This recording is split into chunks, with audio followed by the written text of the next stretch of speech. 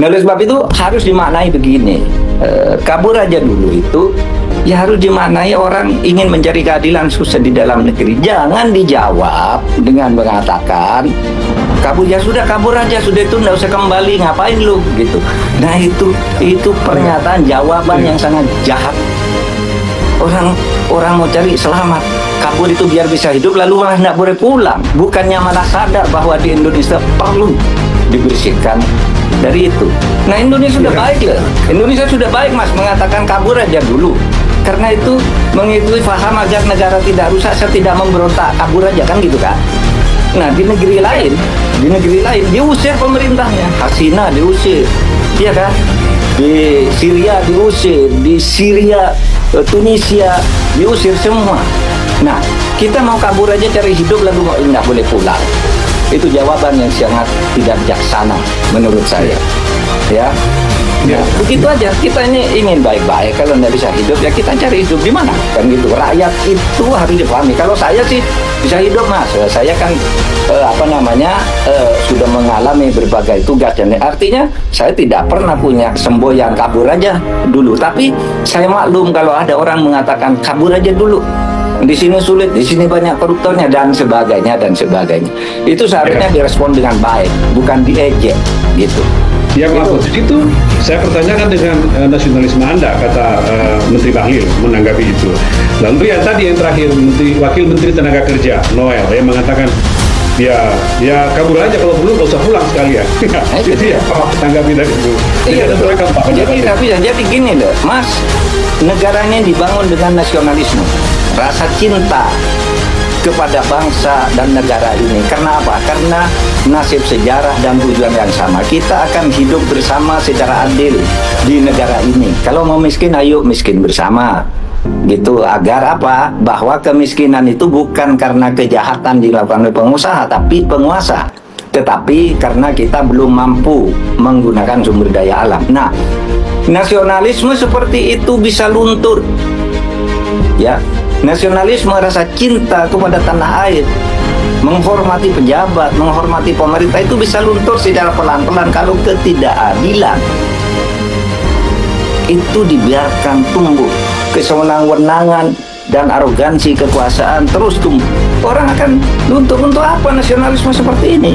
Saya kabur aja ke luar negeri. Atau kalau yang ekstrim seperti di Korea, dilawan, masuk penjara pemerintahnya. Seperti di Bangladesh, diusir pemerintahnya. Di Syria diusir, kan gitu. Nah, kita nih baik-baik gitu. Saya cari di dalam nggak bisa, ya kabur aja dah dulu gitu. Itu kan sebenarnya pandangan Ahlus Sunnah wal Jamaah di dalam NU itu.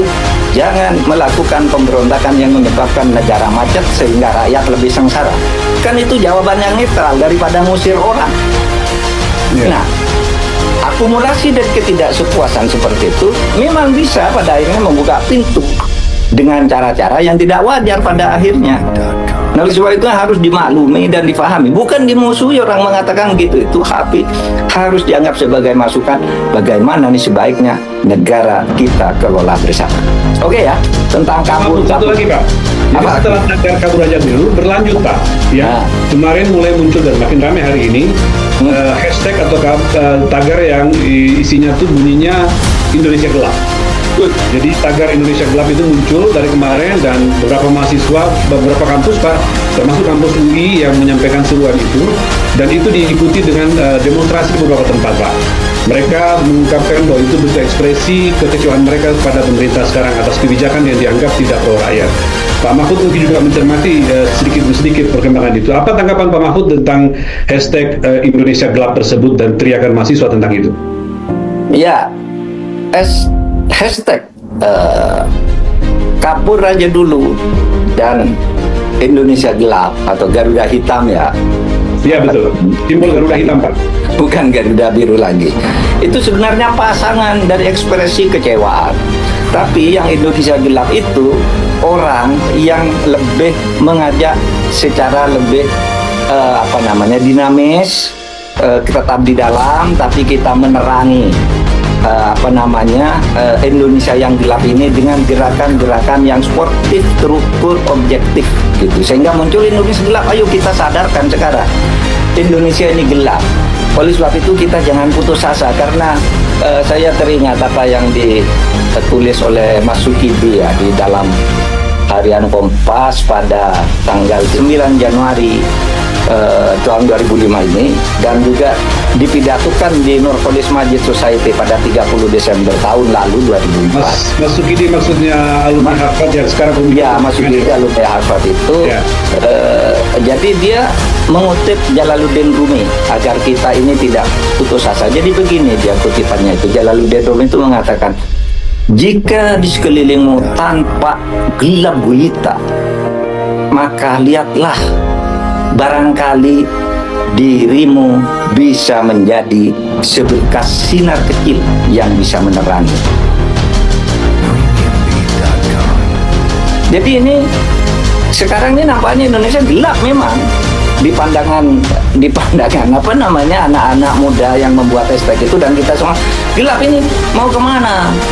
Katanya mau ke sana, di lapangan tidak jalan. Petanya mau kemana? Tidak jelas. Lalu muncullah tagar Indonesia gelap. Mari kita berkumpul sebagai lilin-lilin, agar lilin yang kecil-kecil itu kalau bersatu menjadi obor yang besar. Oleh sebab itu mari kita mencoba menjadi lilin agar kegelapan tidak berlanjut. Kita buat penerangan, buat obor yang besar.